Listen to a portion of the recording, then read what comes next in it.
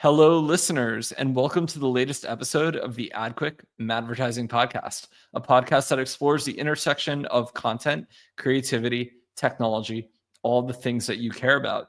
Today, we have a special guest. We have Eric Friedman. Eric is former Union Square Ventures, Foursquare, Expa. He's working on his own startup now where they're providing fractional CFO and COO services. He's an executive coach. He's one of the guys in the New York City tech scene. He's also a close friend of mine. We've hung out many times. Eric, welcome to the show, and thanks for coming on. Thank you so much for having me, Adam, and for hosting this. Yeah, and actually, we have a good story of how we initially met. So this goes way back to the time before quote unquote influencers, where most people were just bloggers. And I had actually ran a campaign for a client that was a coffee company where I had bloggers Java beta test coffee, like Java beta test. You guys get it. And anyway, as part of the beta test, we ran a survey of people we sent coffee to. And Eric sent back, and the survey was to ask bloggers, if you could name a flavor of coffee, what would it be? And Eric came up with the brilliant name of Coffee 2.0. Really simple, really elegant, but everyone on the team loved it. And so we actually made a new blend of coffee called Coffee 2.0 and went ahead and sent that to all of the bloggers who participated in our beta test. And so I put Eric in that case study and kind of put him on blast as a really creative guy in the blogosphere. So we became friends after that. And that's true. That was a long time ago. But it was really, really fun. And that era was called Web 2.0. And so Coffee 2.0 just made a lot of sense. And you're one of the few people that I actually met from the internet and developed a close friendship with. So kudos to you for doing all that outreach way back when. Yeah, and that was really the early days before most clients at the time, whenever I suggested an influencer campaign, pushed back, and they're like, well, why would we care what people online said? And I was always like scratching my head. I'm like, these are real customers. Like, why do you not care about what customers would say? Why would you not want them involved? And the smart people tended to get it. And there's always been this sort of pull of kind of legacy companies and legacy people, legacy media people into the internet age. But I think at this point, we've kind of won. The internet nerds have triumphed. We were right about a lot of things. Before this, I was thinking about how no one really expected the internet to get this big. And you see this with a lot of things. You see this with early Facebook and Google employees selling stock, right? They didn't know. Even the people involved didn't know just how big a lot of these things would get. And so I think the people who had conviction and made bets definitely got asymmetric reward. We saw that with crypto as well, right? It's really hard to have been in crypto at Bitcoin at $100 and hold it to 500, 1,000, 10,000, 100,000, right? It's like you can have this conviction, but at some point it's really difficult. And so, but I think the people who have that conviction do get rewarded in things. Well, it might be dating ourselves, but I think everyone that had that lack of conviction has probably aged themselves out. And anybody that's been a new up and comer, at least that's what you have shared with me, like the folks who listen to this show, have been around since the internet's been around. And so I think that bet has been fulfilled. Yeah. Like this stuff works. For those people who sold out early, I mean, you got to take a little schmuck insurance and leave some on the table. At risk, like the early Google stock, early Facebook stock, yeah, sure. I think anyone in their right mind would sell it on the way up if it was worth hundreds of thousands or millions of dollars as a young person. But that's up to them to leave a little bit at work. Yeah. I mean, and if you did sell some, shares, you were in Facebook or Google pre-IPO. I was in way later than that, so I don't have a story like this. I was never sitting on, millions of dollars of unrealized gains. But even people like Peter Thiel sold his Facebook position early. Actually, who didn't sell is the Microsoft guy, Ballmer. He held like almost all of his stock, and he, how many billions is he worth? Bill Gates listened to Warren Buffett and diversified, but Buffett was wrong on so many tech calls and eventually bought Apple way later, but still made, a ridiculous sum of money. So, well, that's the best part. You only have to be right once. It's And in true. his case, he's right multiple times. I mean, the hardest thing to do is sit on your hands. And second to that, it's let it ride and continue with the successes you have. I mean, he did that a few times, which made him out of this world investor. But think about all the deals he didn't do. I mean, we think about that in VC a lot. Like you only get penalized for the deals you do. You don't get penalized for the deals you don't do, other than ego. So let's talk about venture capital for a little bit. I want to share this story and tell me what I get wrong, but also expand upon this. So Eric worked at Union Square Ventures, and when he was in the process of getting hired, he actually went into their offices with his resume, and it was during a pretty pivotal interview round. And they said to Eric, "Hey," Eric's like, "Oh, okay, I brought a copy of my resume," and they told him, "Hey, hold on to it. We actually don't need to see it because," and Eric, you said something like, "Well, wait, why don't you want to see it?" And they're like, "Well, we've read hundreds of your blog posts, and we want to know how you think, That's right. not your sort of baseball card." Well, it changed my whole perception on hiring and influence, like how I hired people. So this was 100 years ago, but the way you applied for the job was actually in comments in the blog, their blog. And so I applied with a link to my blog. I was writing a lot at the time. And yeah, that's exactly right. They said, "Hey, we don't need to see your resume. I've read hundreds of your blog posts." And if you think about it, that's the best way to show up.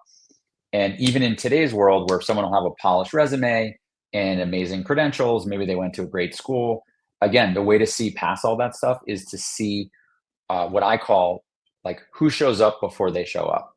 And so maybe in today's world, it's like a video meeting like we're doing, or maybe in person. But you know what happens? You Google someone before the interview. And what shows up then is actually like has a huge influence. And most people, I think we're like still in the weird 1% who publish. They don't publish. They don't write. They don't produce. I mean, now we'd be making videos. Yeah, and I found that at least in my career, the more boutique companies or even at large companies, the ones with the leadership that was really tuned in did care about my online publishing. Actually, when I was at Google, their VP read my blog, and so I didn't go to Ivy League school or anything, so that was a really big thing that helped me get in there. Because otherwise, what business do I have being at, because everyone else on my team was like Stanford, Harvard, all this stuff. Because And you're a so, smart, capable guy. I mean, that's what arrived and that's who produced. But I do think there's something to, and I wrote a story on this, how what you can't fake. And I used you as an example among other people, because I think anyone, especially in the world of AI, could show up and sort of nail the interview. And what you probably couldn't fake is, 100 blog posts or, some app examples that you coded, or if you're a video producer, some of your YouTube videos or whatever it might be. I think because of the internet, anyone can have case studies. And I actually think when you go in for an interview, if the company hasn't looked at you a little bit enough to see these things, it's kind of a red flag that they've already decided on someone else in the interview, or maybe you didn't sell yourself right or something like that. Because I think at that point they should know you pretty well too. And again, I might be weird in thinking that, because I do this when I look at people I hire too. Like I look at the corpus of their work online, and I have an expectation that they have something that I can find, especially in marketing, because we're working in a career where you can publish everything. So there's other careers that's harder to do, but at least for our work, I think it's pretty much table stakes. I agree. I don't hold it against them if they don't know that stuff. I think it's up to the person to say, "Hey, I'm so glad I made it past the selection phase and made it to an interview. By the way, here's everything I've been thinking, writing, producing, creating about this industry that would help you get a better vibe check on me." Yeah, that's cool too. It's okay if they don't get there early, but I think it's up to the person to do it. And then just one thing to add on, I've been advocating this for a while. Like the old adage is true. I think it was actually from Fred Wilson, 1-9-90. 1% create, 90%, 9% comment, 90% consume. Maybe it's a little bit different now. I love that. If you break through and you're in and you hit publish, you're instantly in the top 10%. Like think about that. And then the second thing is it's so easy to produce. Maybe in the world of AI, you can say, "Oh, well, you can just fake 500 videos." Or, my version of what you said is you can't fake 500 blog posts. Great. Now you can create, 6,000 AI avatar generated TikToks. Cool. One, you did it. Again, most people won't. Two, how did they do? How did they perform? Did you have a significant breakout of a bunch of them and then you saw a theme that worked and you doubled down on it? Cool. Why? Now all of a sudden, like, we're in a conversation about something that actually matters or something that you did. And that's still great. Like, if somebody came to the table and quote unquote, like, faked 600 videos of themselves talking about something, like, in some industry, like let's say your industry, one, I might be like, well, that's pretty crappy. Two, I might be like, great. How did they do? How did they perform? Like, they definitely did something to get to this interview point.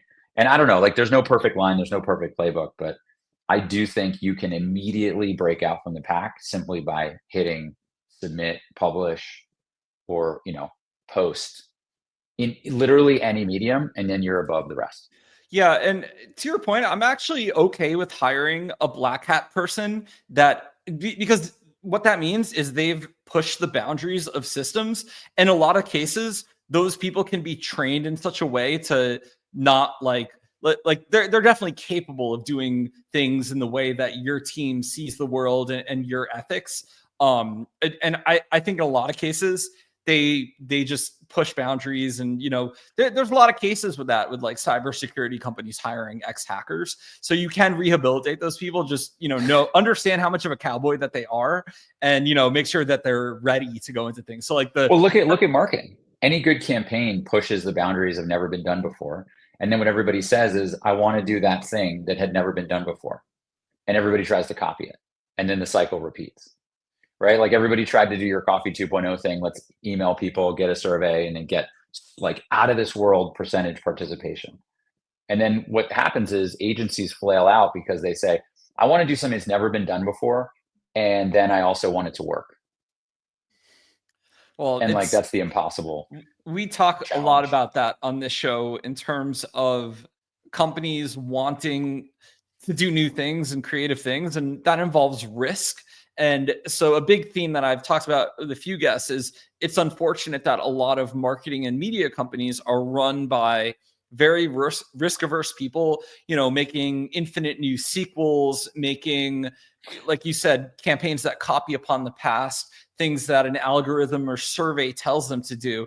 And if you want net new creativity, that is going to be a risk. It could be, your 10, 100x bet that, pays dividends, or it could just flop and it might not get anywhere. And I think we're starting to see, like with movies, for example, there's been a few studios that have started to make like, $20 million bets instead of, $1 billion bets. And I think it's more interesting when you do that. Like the work that creates, I think tends to be more purist. There's not like a whole group of people having to put a rubber stamp on it because it has so much money behind it. And I think we're seeing that in the ad world as well, a little bit, like sparks of it. Like you could hate on the Jaguar campaign. It was really weird, but it did get some conversation. I don't know what's going on with the company, but it was a little different. I don't think anything good. I don't know if that's a good one to hang your hat on. It's not a good example, because I think the sales have shown that did not do so well. The good example, I've been hard on Jaguar on social, so I'm trying to be nice for a minute. But the good example of that is Liquid Death. And they have taken, the number one commodity product in the world, water, which is total commodity, and done things that, Avion or any large bottled water manufacturer would never do. So if they can do it with a commodity product, I think like people in pure creative industries should be taking more risk. Well, I like to think that anything that enters the conversation matters more than if it's right or wrong. Liquid Death, like, just entered into our chat here, not being paid, not being sponsored. Like, I haven't chatted about them in a while, but like, they won because they're here. Yeah. Their marketing team are like, if you look at their social feeds too, they're like normal internet posters. They're not posting like corporate slop. They like talk about the actual ads like you would, you and I would talk about what we do. They clearly get. Well, it's authentic. Like, I know everything is really intentional. Yeah, they're being authentic. Like, authenticity matters for a lot of these things. And I think people get too cute. And maybe this is like your world. I can't figure out for the life of me why someone who's building a campaign, billboard campaign, doesn't ask 10 people who have never seen it before their thoughts of what the company does. I mean, now you can ask, ChatGPT. Imagine 10 personas reacting to the following copy on a billboard in San Francisco. And it's amazing what people will green light. And then you see it and no one has any idea what the company does behind it. And someone thinks they're a genius for putting that up. Shocking to me. Yeah, my favorite recent billboard I saw in SF was a customer service bot company put their phone number up on the billboard that you could call and talk to their AI. And I called it immediately and it was super cool. I actually don't remember the brand name offhand, but if I was seeking there you go. It works. To replace my customer support with AI, I would give them a demo. I remember that. I don't remember the brand either, but it wowed people, got them to do something. They all took action. Arguably way better than scanning a code or like going to a site. Yeah, I'm not a big fan of the QR code thing. I'm a fan of tiny URLs, bring those back where it's like a good URL, very brief, very short. And a lot of people do a pretty good job with URLs on billboards and making them simple. There's a good blog post a while back called "Good URL, Bad URL," and you capitalize it so it reads like a sentence. You don't need the dubs or the HTTP in real world. So there's ways to do it that are memorable for your brand. So Eric, you've made an interesting transition because I think you used to be a lot more biased on the marketing and growth side. And now, and you could talk about your new startup in a minute, but now, correct me if I'm wrong, you're doing more things on the operation side and the financial side. And so I'm curious, what things have you learned in that journey that if you could talk to a marketer from like your finance or operation side, however you want to take this, that would help them do their job better, maybe when they're speaking to their executive and their management team? So my background's been early stage VC and startups. My career started, writing checks into early stage companies. I worked at a handful of early stage companies. You mentioned a few. I've also built and run 2 different accelerators. So this is meeting founders, diligencing their companies, believing in what they're doing, and then investing in what they do. I'm trying to skip over, 15 years to answer your question. But the answer is yes. Today, I run a firm called Graph Advisors, where we provide fractional CFO work to VC funds. So VC funds have to run a business in the background and invest. And a lot of them don't want to run that business or don't have someone to run that business. And so that's where we come in. To your point, and what I've done as a COO and CFO in companies, working with the marketing team, I think at the end of the day, most people just want to put up a win. And you might do this to your boss. Someone else might be doing it to her boss. And what does that win look like? And I ask people this all the time. They're like, how do I do this better? Like, how do I succeed or how do I grow? And I think about activity versus impact. And so you've probably seen this. There's like what I call SaaS sprawl, like all these different SaaS tools and dashboards and like productivity things. And it's like, great, that's a lot of activity. What impact does it have? And it just cuts right to the bone of like whatever the company's trying to do, like grow customers or like get signups or like get people to call this number. And so when you get down to like 1 metric, maybe 2, you find out how much impact you're driving and then how much is attributed to you. And so if you're dealing with the rest of the team, sometimes known as bean counters or the business people or ops or finance, it's like, hey, I know we're all here to get people to go to this store and click buy. Here's what I've done. Here's the impact I drove to make that happen. And then that becomes a story. You have alignment with the whole team, and then you have what you've done to drive towards actioning that alignment. Otherwise, it's productivity porn. Like a bunch of systems and tracking and like long hours. And that really gets to the root of it. And so when you really get there, as long as somebody kind of lets their guard down, it's like, what impact did you drive against the needs of the business?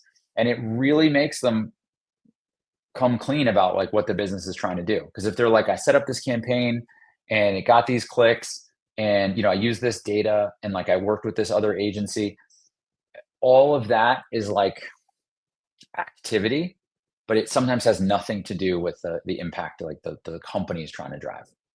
That's why those silos happen. And I think that's why people get into trouble. So if you ask that real question, it makes them answer what they're there to do. And then it makes them answer how they drove, definitive numbers against that. And I'll just say one more thing, because I see it a lot. There are people that were at a company that scaled to 10 million in revenue, and there's people that scaled a company to 10 million in revenue. And the difference between those two people is one was there when it happened and the other made it happen. Totally.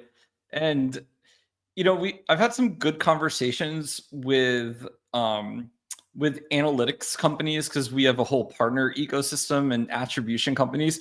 And it's really interesting because to your point, the smaller the startup, the results are obviously directly attributable to what that marketing and sales team are doing. It's easy.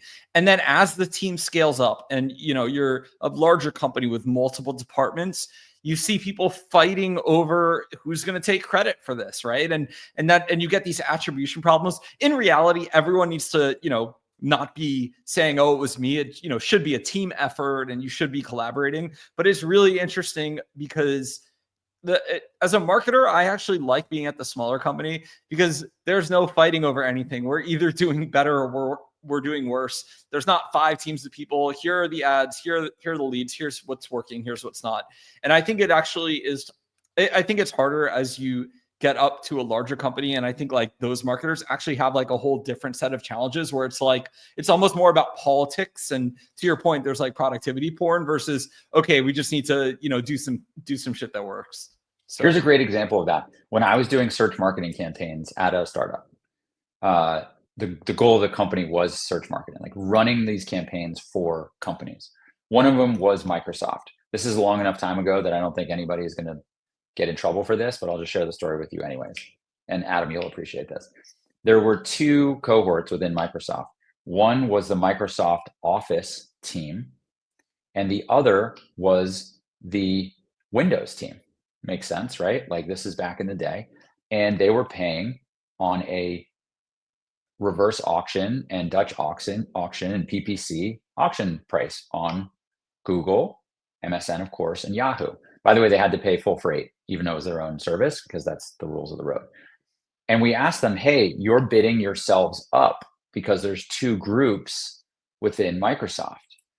And the 2 teams said, we're trying to drive our return on ad spend and our clicks to drive to subscriptions of Office or downloads or new subscriptions to Windows alone. And we're like, right, but you're competing against each other.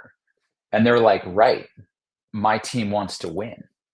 I have to go back to my boss and show them that we did it. And we're like, right, but like, don't you want to consolidate or work together? And they were like, no. Same company, same team, totally different goals. And they definitely bid the price up. I mean, granted, a lot of other people were bidding on the same keywords, right? It's a marketplace, it's an ecosystem. But like, just goes to show you that corporate political infighting is definitely real. It's incredible. I've seen many stories like that. I think a favorite of mine though was this was when I was at Top Rank in Minneapolis, Lee's firm. And no, wait, this was before that. This was at Pearson Grant. I was working on Dairy Queen as a client, and they're obviously a big Berkshire Hathaway brand. And I was the consultant in the room I wasn't even at their digital shop. They didn't have like a social media shop at that point. It wasn't a thing. I was just with their PR firm. And I was there with their digital shop that was like running ads and emails. And their, the rest of whatever their other agencies were. And I was trying to make a case for them to be an early user of Facebook. And their digital shop said, no, Dairy Queen shouldn't be on Facebook. That's a bad idea. And I'm like, are you guys kidding me? And I presented research of like 5,000 people had built unofficial Facebook pages, which were gaining, increased following each one because there was no brand presence. So I said, okay, forget it. This is dumb. I'm not going to fight with these guys. I built the page, the official page, even though I didn't get permission. I just presented and they're like, well, think about it. I'm like, all right, while they're thinking, I'm just going to do this. And eventually my page got to be the biggest page because it looked the best. And I had like over 1 million followers and fans on it. And then the corporate at that point said, oh, okay, we get it. This is a good idea. I sat their CMO down on like a call and pinned them down.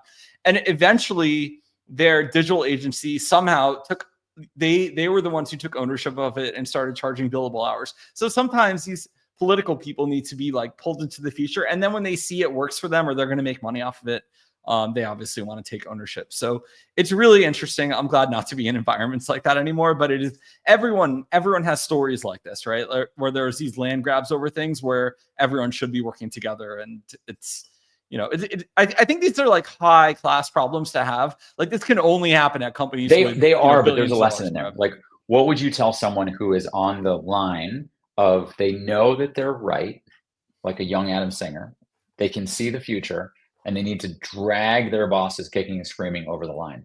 Because this gets into like the gray area you were talking about. Like, you created this thing, which may or may not have been okay. Yeah. Like, where do you go knowing that, hey, the future is going to be X and we need to do this? I mean, they were definitively wrong. Yeah, history proved you right. I got into a little bit of trouble. And then eventually when they saw that it was pretty successful, they are like, oh, okay. And I think I sent their, I think I ended up like making a good case to their CMO, who like wasn't, complete. He got it. I think it was people under him who were just afraid of everything on the internet at that point.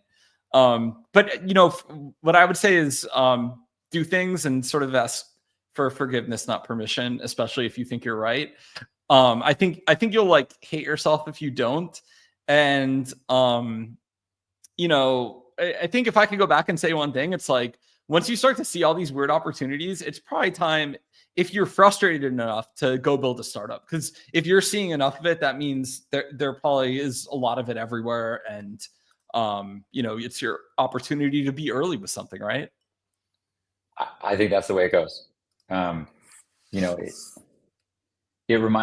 Startups success is always the solution. Yep. And so two things solve all problems: usage or revenue. If you have one, you're fine.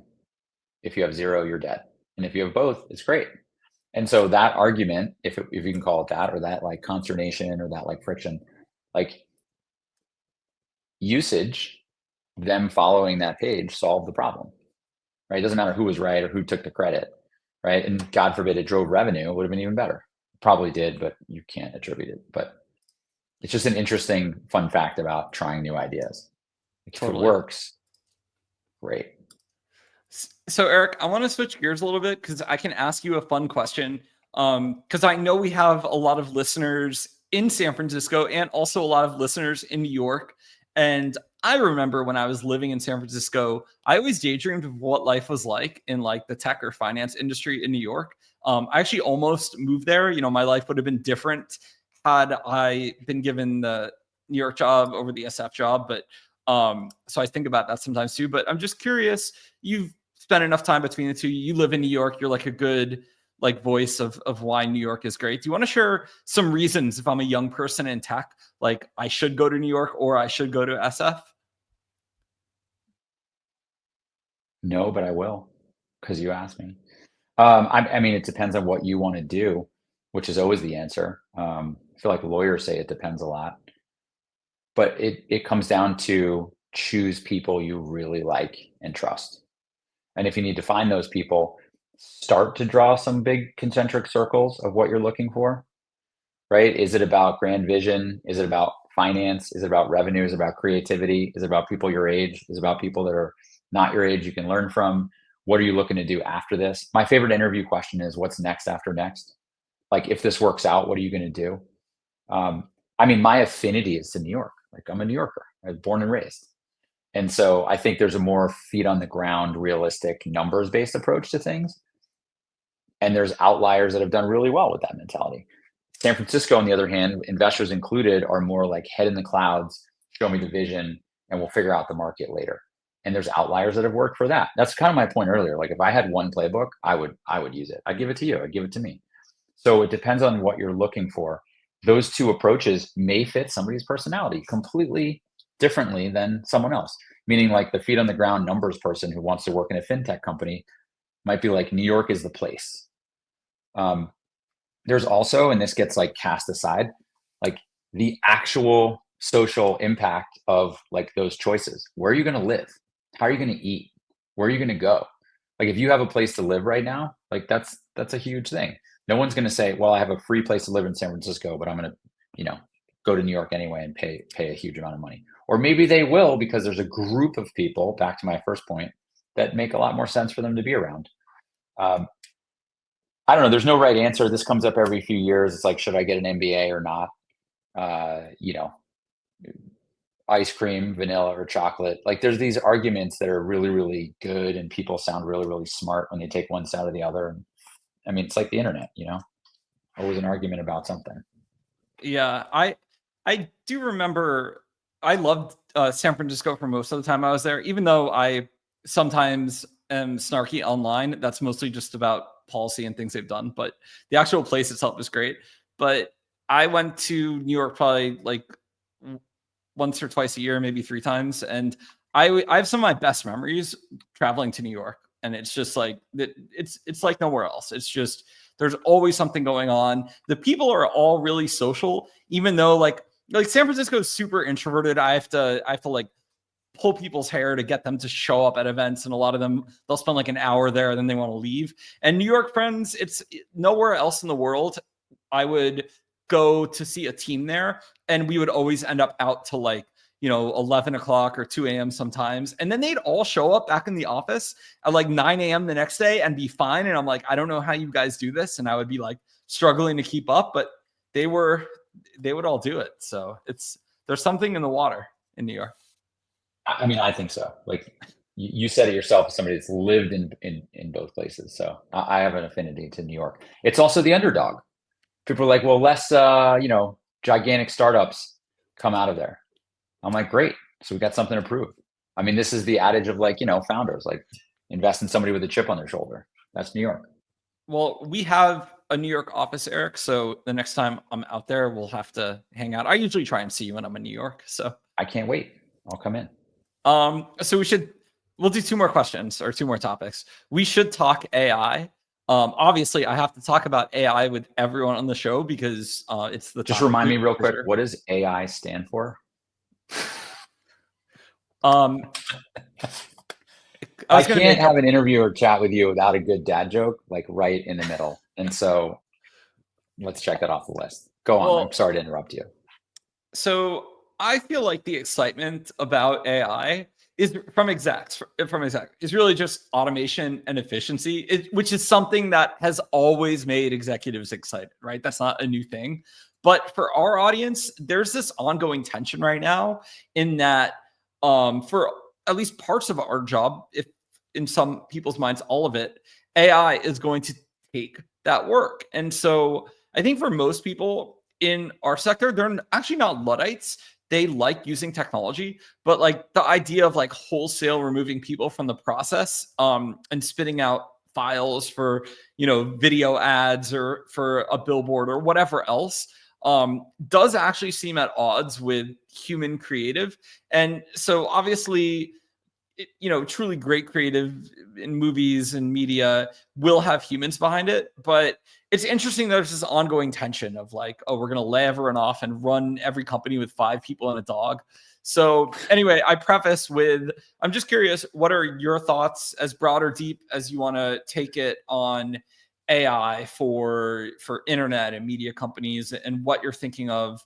It's like an impossible question to like nail down specifically, because I want your thoughts as to what you're thinking here.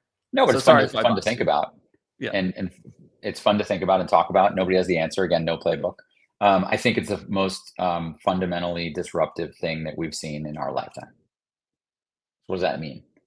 I think it will have vast impact and take away jobs. Well, what does that mean? Well, if you get to like the micro case, you probably have used a ton of automation and editing tools over the years. I remember from your original podcast and your music production and your video editing, right? We're using a tool right now, or some automations like Zapier or Make or N8N or one of these tools. If you point to one on a micro level and you say like, how many jobs did Zapier take? It's probably not 0, right? But it's probably not like 5% of the workforce. Agreed? So in the same case of like AI, where it touches like an order of magnitude more industries and sectors and areas than that one tool, how many jobs will it take away? Well, it's definitely not zero. Do you agree with me there? And we don't know the percentage, but I think it's the right analog, because marketers have gotten more efficient, stronger, better, faster, like all these different things brought to you by the tools that they use. But as the tools get smarter, maybe you don't need somebody at the wheel, or you need less drivers. But that's always been the case. The problem now is it's probably 2x the impact. So instead of like 0 jobs taken, or let's call it a few 100,000, it's like a few million. And so that I think is the reality. Like the first time somebody used one of these automated tools, and I'm talking pre-AI, right? Like pre large language model enabled video editing. The first time you did it, you're like, this is amazing, right? Like I don't need to be studying this stuff for 5 years. I can do it myself. Did you take the job of a video editor? Kind of, but now it's like, wow, I can be turbocharged by this specific video editing software for what I'm doing. That will, without a doubt, make teams have less drivers, like somebody in the driver's seat doing this work.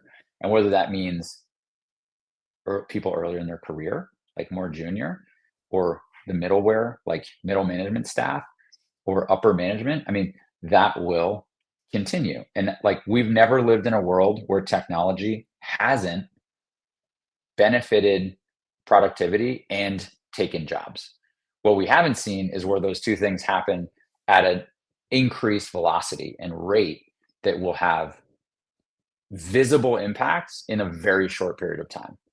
Like the other ones we've seen that we can talk about are like newspapers, right? Like you could see the collapse, and then it like comes to be on like a huge graph about like why classifieds didn't work. And like, then it ended up in an HBS case study, and then people study it, and then they look at like market reactions. This is going to happen between like, Jan 1 and like 3 months later. Like we're going to miss the circuit of like the HBS case study. Like something will come out and it'll be like, yeah, we don't need this person anymore. And the question will be, does the company die, or do we hire another person? And like, that's capitalism. That's somebody who wants their company to survive. And on a micro scale, like you'd be like, yeah, of course that company, like they're going to save the jobs of these other 4 people. Because if they hired a 5th, the burn would be too high, the company would hit the wall, and their idea is not going to work.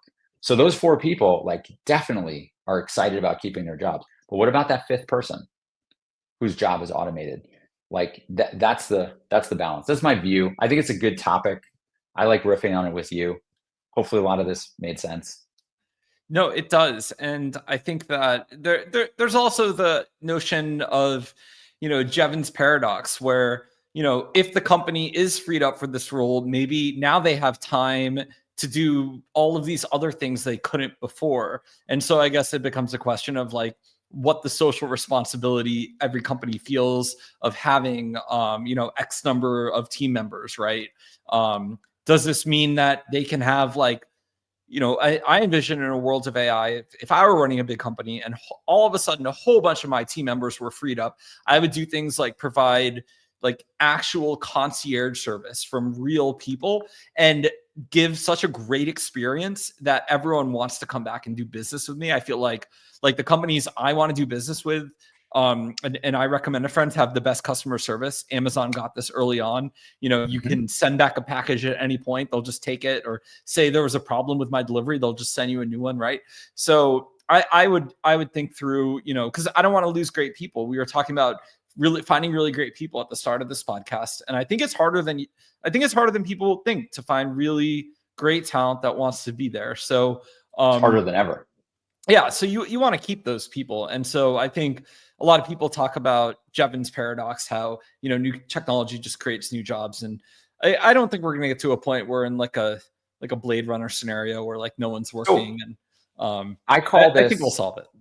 I call this SWIS instead of SaaS. And this is what I'm doing with my business, which is services with integrated software, which is amazing customer service, a real person, of me, working hand in hand with you to solve a problem, probably manually, dealing with finance or operations, and then automating it with software.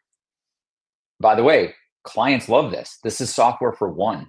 No more like AE sales rep in your inbox trying to follow up, and make quota.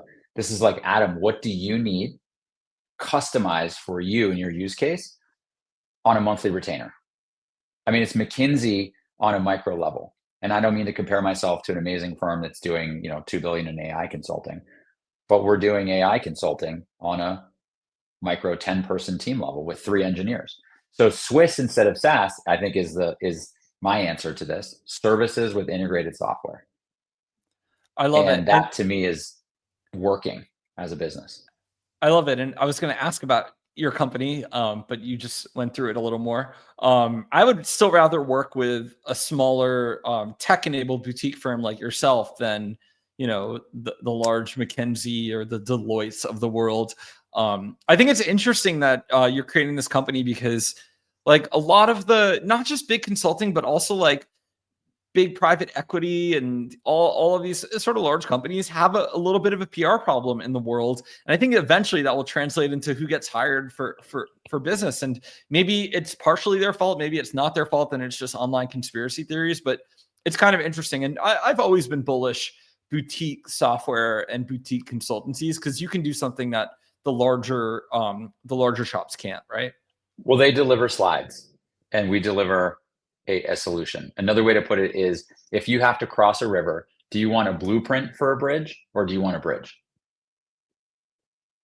And I think the answer is I want a bridge. And so we build the plan with you. How high? How long? What are the materials? What do you need? Where does it need to connect to? And then we actually do the work, which is very different than traditional consulting, which you hire folks to come in, do an audit, do some diligence, deliver slides. Nobody gets fired for choosing Accenture.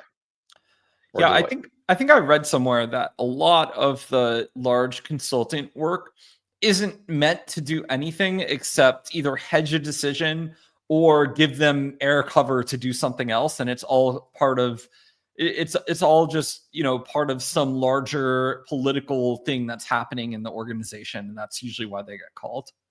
Well, look at our original conversation. You need air cover to play politics.